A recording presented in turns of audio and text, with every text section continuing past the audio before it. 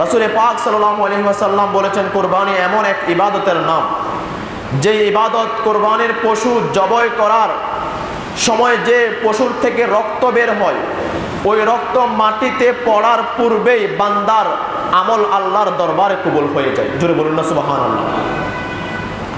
পশু জবাই করার সাথে সাথে রক্ত এখনো মাটিতে পড়েন নাই, আল্লাহ বলেছেন রক্ত মাটিতে পড়ার পূর্বেই আমি ওই বান্দাকে ক্ষমা করে দিব।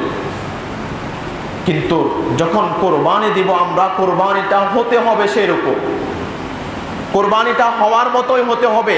আল্লাহ পাক সুবহানাহু ওয়া তাআলা সূরা আনআম শরীফের 162 নম্বর আয়াতের মধ্যে বলেন, কুল ইন্না সলাতি ওয়া নুসুকি ওয়া মাহইয়ায়া ওয়া মামাতি লিল্লাহি রাব্বিল আলামিন।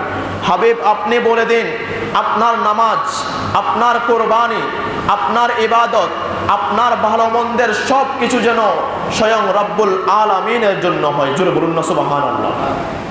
নবী রাহমাতুল লিল আলামিনের মাধ্যমে এই ঘোষণা দিয়েছেন, আপনার নামাজ, আপনার কোরবানি, আপনার যত ইবাদত থাকবে সমস্ত ইবাদত যেন রবকে সন্তুষ্ট করার উসিলায় থাকে, রবকে সন্তুষ্টি করার উদ্দেশ্যে যেন থাকে।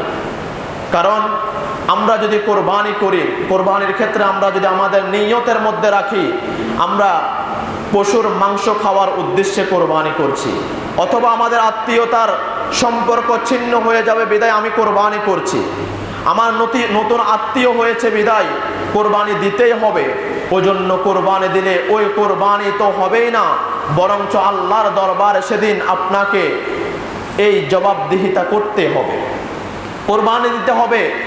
বাবা ইব্রাহিম আলাইহিস সালাতু ওয়াস সালামের কোরবানিকে যদি আপনি একটু অনুসরণ করেন হয়ে যাবে। আমাদের জাতির পিতা বাবা ইব্রাহিম আলাইহিস সালাতু ওয়াস সালাম দীর্ঘদিন আল্লাহ তাআলার দরবারে ফরিয়াদ করতে লাগলেন, আল্লাহ আমাকে একটি নেক সন্তান দান করুন, আল্লাহ আমাকে একটা নেক সন্তান, নেক আওলাদ দান করুন।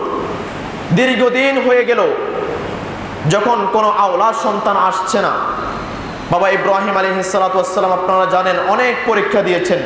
নবীদের মধ্যে যিনি সর্বোচ্চ পরীক্ষা দিয়ে এবং উত্তীর্ণ হয়েছেন তিনি হলেন ইব্রাহিম ও খলিলুল্লাহ আলাইহিস সালাতু ওয়াস সালাম। ওনার শেষ পরীক্ষা হলো উনি যখন 83 বছর উপনীত হলো, উনি যখন 83 বছরে গেলেন তখন ওনার একটি পুত্র সন্তান হয়।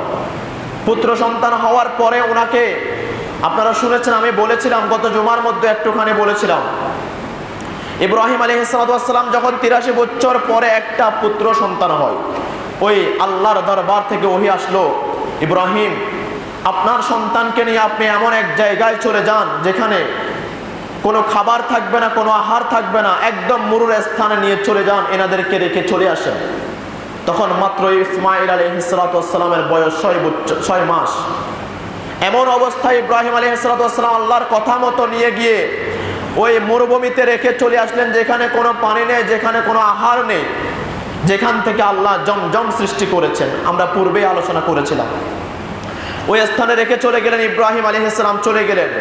দীর্ঘ 1 যুগ পরে আবার সন্তানকে দেখার জন্য যখন বিবির কাছে আসলেন, তখন ইসমাঈল আলাইহিস সালাতু ওয়াস সালামের বয়স 12 থেকে 15 বছর হয়েছে।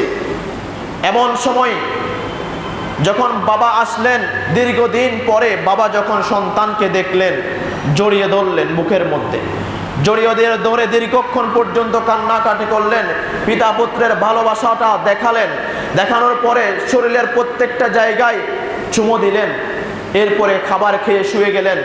ইসমাঈল আলাইহিস সালাতু ওয়াস সালামকে নিয়ে যখন ঘুমিয়ে গেলেন, বাবা ইব্রাহিম আলাইহিস সালাতু ওয়াস সালাম স্বপ্ন দেখতে লাগলেন, ও ইব্রাহিম তুমি তোমার প্রিয় বস্তুকে আল্লাহর রাস্তায় কোরবানি করো, তুমি তোমার প্রিয় বস্তুকে আল্লাহর রাস্তায় কোরবানি করো। ইব্রাহিম আলাইহিস সালাতু ওয়াস সালাম লাফ দিয়ে ঘুম থেকে উঠে গেলেন, উঠে গিয়ে নিজের সন্তানকে দেখতে পেলেন। ইব্রাহিম নবী জানেন আমার প্রিয় বস্তু এই মুহূর্তে কি হতে পারে, আমার প্রিয় জিনিস কি হতে পারে, আমি ইব্রাহিম জানি আমার প্রিয় একমাত্র আমার সন্তান এই মুহূর্তে। তখন উনি বললেন, না, এমন কোনো প্রশ্ন আমার আল্লাহ আমাকে দিতে পারেন না, কারণ আল্লাহর দরবারে সে তখন থেকে এখন পর্যন্ত ফরিয়াদ করে 83 বছর পরে একটা পুত্র সন্তান দিয়েছে, সেটা কোরবানি করতে আমার রব আমাকে দিবেন না। ইব্রাহিম নবী পরের দিন 100 দুম্বা জবাই করে কোরবানি দিয়ে চলে আসলেন। ঠিক সেম আবার স্বপ্ন দেখতে লাগলেন, তোমার প্রিয় বস্তু কোরবানি করো। নবীদের স্বপ্ন আল্লাহর দরবার থেকে ওহী হিসেবে হয়, সেটা আদেশ, সেটা স্বপ্ন আমাদের মতো স্বপ্ন নয়, সেটা আল্লাহর দরবার থেকে আদেশ। এভাবে উনি তিন দিন স্বপ্ন দেখলেন। পুত্রকে বললেন, ওহে আমার পুত্র, আল্লাহর দরবার থেকে ঘোষণা এসেছে, তুমি আমার প্রিয় বস্তু তোমাকে কোরবানি দিতে হবে।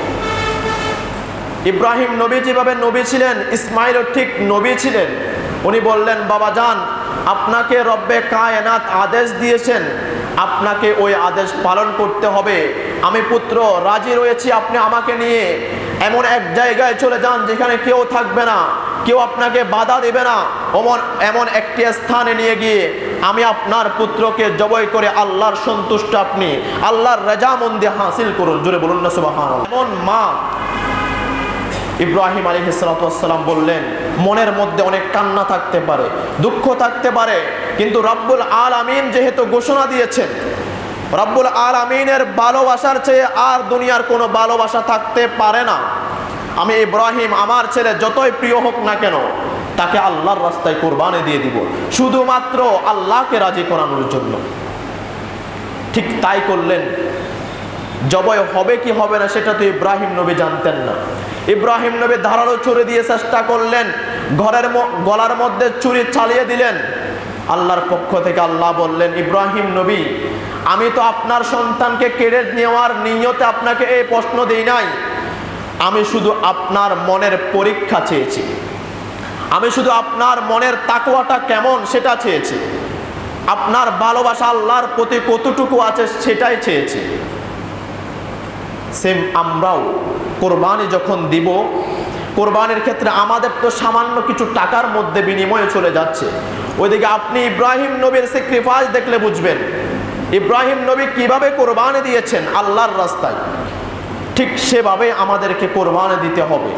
আমাদের পশু যখন আমরা ক্রয় করব, মাংস বেশি কিনা সেটা যাচাই করবেন না, যাচাই করবেন পশুটা দেখতে আকর্ষণীয় কেমন, দেখতে সৌন্দর্য কেমন, চোখের সৌন্দর্য আছে কিনা, লেজের সৌন্দর্য আছে কিনা, পশুটা দেখতে সুন্দর লাগে কিনা। কারণ এই পশু তো আমি মাংস খাওয়ার জন্য কিনছি না, এই পশু তো আমি জবাই করে মাংসগুলো বিভিন্ন জায়গায় বিলিয়ে দেওয়ার জন্য কিনছি না, আল্লাহ রাব্বুল আলামিনকে, স্বয়ং রব্বে কায়নাতকে উপহার দেওয়ার জন্য কিনেছি। সুতরাং উপহার যখন দিব, তাও পুরো জাহানের যিনি স্রষ্টা তাকেই উপহার দিব।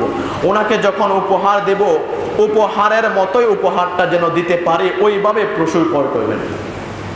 মনের মধ্যে একদম স্পষ্ট মন রাখবেন যে আমি পশু জবাই করব শুধুমাত্র রবকে সন্তুষ্ট করার জন্য। এক টুকরো মাংস যদি আমি আমার তাকদীরে না থাকে, কোনো আফসোস থাকবে না। আমি শুধু জবাই করে রব্বুল আলামিনের দরবারে রক্তগুলো পাঠাতে চাই, আর আমার এই পশুর সাদাকায় আমার সমস্ত গুনাহকে আমি মুছতে চাই। সেরকম কোরবানি হতে হবে। এখন আমরা যে কোরবানি করি, আমাদের নতুন আত্মীয় হয়েছে, আমাদের মেয়েকে বিয়ে দিয়েছি, ছেলেকে বিয়ে করিয়েছি, সুতরাং আমাকে কোরবানি করতে হবে, ওই কোরবানি আদায় হবে না। যে কোরবানি আপনার উপর কোনো সমর্থন নেই, কর্জ করে সুদ নিয়ে আপনি হাওলাত নিয়ে কোরবানি করার কোনো মানে হতে পারে না। এবং যার উপর নেশাব পরিমাণ কোরবানির ওয়াজিব হয়েছে, যার উপর উনি এমনভাবে এমন তাকওয়ার সাথে কোরবানি করবেন যে কোরবানি করলে রাসূল পাক সাল্লাল্লাহু আলাইহি ওয়াসাল্লাম যে বলেছেন, রক্ত মাটিতে পড়ার পূর্বে ওই বান্দাকে আল্লাহ ক্ষমা করে দেন। এক এটা। দুই নাম্বার হলো, যে পশু আপনি জবাই করবেন, ওই পশুর মধ্যে যতগুলো মেষ থাকবে, যতগুলো লোম থাকবে, পশম থাকবে, প্রত্যেকটা পশম দ্বারা আপনার আমল নামার মধ্যে সওয়াব লিপিবদ্ধ করা হবে। ছোটখাটো কোনো ইবাদত নয় এটা। কোরবানি এটা আমরা মনে করি পশু জবাই করব, আমরা পশু জবাই করার পরে ওই পশুকে আমরা খেয়ে ফেলবো, বাট বর্ণন করে দেব, এটা নয়। প্যারায় হাজিরিন, মনে রাখবেন, ওই দিন আমার আল্লাহ সুবহানাহু ওয়া তাআলা প্রথম আসমানের মধ্যে এসে যান, যেদিন ইয়াউমুন নহরের দিন। আল্লাহ সুবহে সাদেকের সময় বান্দাদের নিয়তগুলো, বান্দাদের আকুতিগুলো আমার আল্লাহ যাচাই করে করে ফেরেশতাদেরকে একটি লিস্ট দিয়ে দেন, ও আমার ফেরেশতারা, তোমরা অমুক বান্দাদেরকে অমুক জায়গার মধ্যে নিরাপদে রাখবে, তাদেরকে আমি আল্লাহ ক্ষমা করে দিলাম। সেজন্য ইয়াউমুন নহরের দিন আমরা অনেকেই ঈদুল আজহার নামাজ পড়ার জন্য ঈদগাহে চলে আসি, কিন্তু আমরা ফজরের নামাজ পড়ি না। আমরা ফরজ নামাজকে তরক করে ঈদুল আজহার নামাজের জন্য আমরা তৈয়ার হয়ে ঘুম থেকে উঠে আসি, আমরা ফজরের নামাজ পড়তে পারি না। অনেকে ঈদুল আজহার নামাজ পড়ি না আমরা, এমন যেন আমাদের না হয়। ইয়াউমুন নহর পুরো বছরের মধ্যে শ্রেষ্ঠতম ইবাদতের দিন হলো ইয়াউমুন নহরের দিন। সেদিন আপনি ফজরের নামাজ দিয়ে আপনার দিন শুরু করবেন, আপনি পশুকে কিছু খাবার খাওয়াবেন এবং আপনি ঈদুল আজহার নামাজের জন্য যত তাড়াতাড়ি সম্ভব মসজিদে এসে হাজির হয়ে যাবেন। পরবর্তীতে আপনি কোরবানি করবেন, আপনি নামাজ পড়বেন না, আপনি ঈদুল আজহায় যাবেন না, শুধু গরুকে নিয়ে পশুকে নিয়ে ব্যস্ত থাকবেন, ওই কোরবানি আল্লাহর দরবারে কবুল হবে না। প্যারায় হাজিরিন, আমরা যে নির্দেশনাগুলো জানি ওগুলো যেন যথাযথ পালন করতে পারে সেই তৌফিক দান করুক, বলুন আমিন।